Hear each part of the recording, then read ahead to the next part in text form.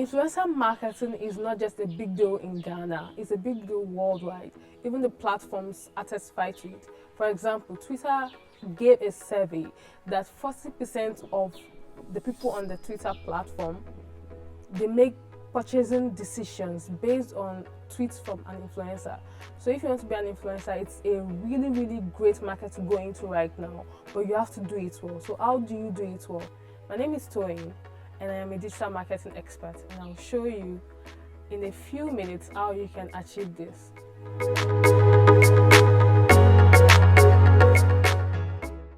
In my line of work, working with brands and influencers, connecting brands to influencers they would like to work with, the first thing we look out for is value.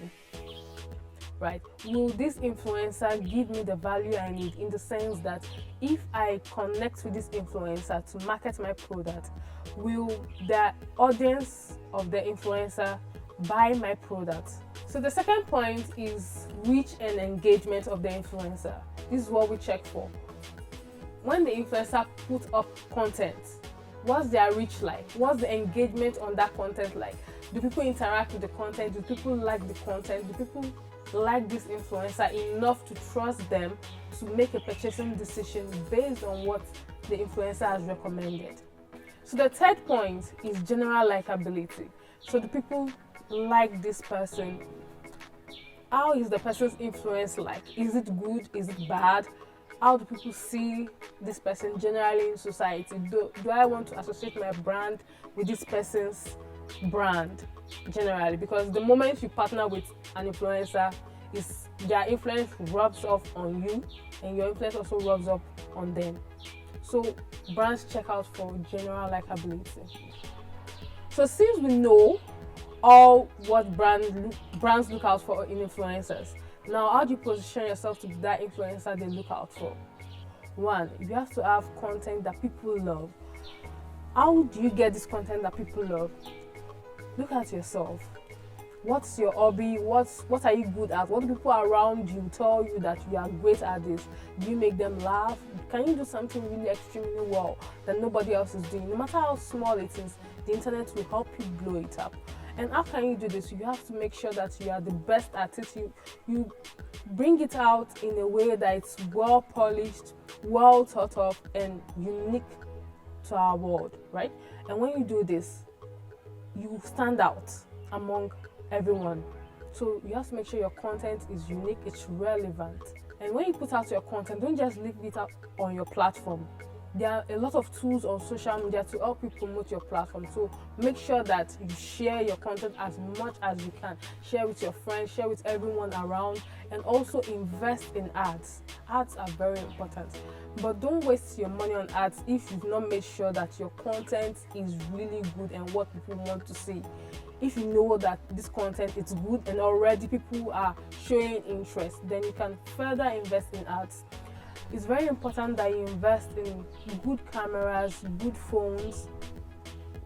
These days, our phones have good cameras. So if you can invest in a good phone to take your content properly, to have good quality content that you put out there, it's very important to do that.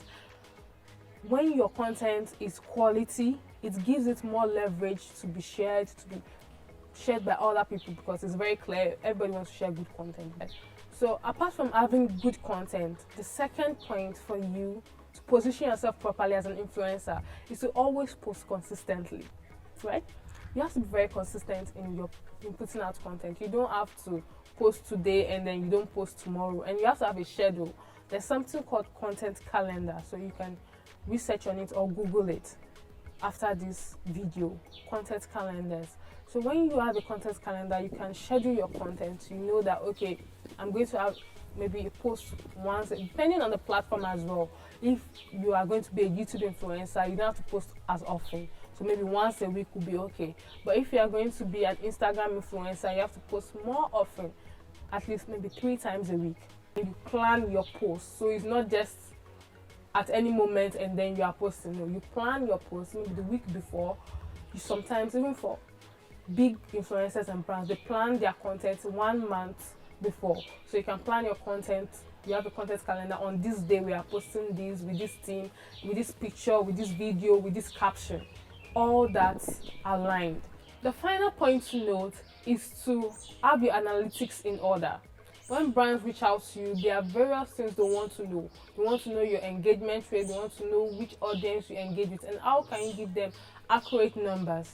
You can get this from the insights portion of the platform.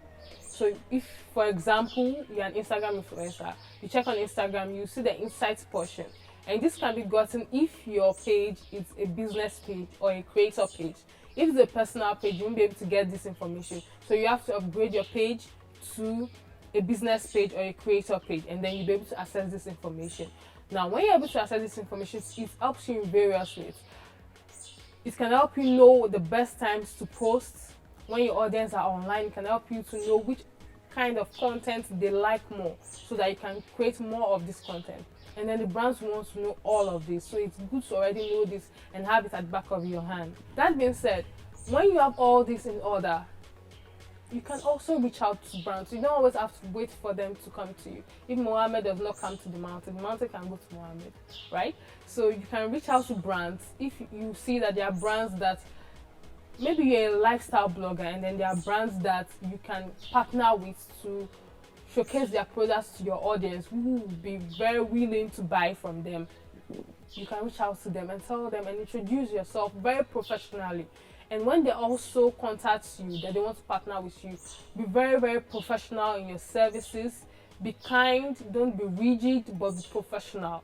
Be professional, give them all the info they need, and also make sure you sign a contract that helps both sides.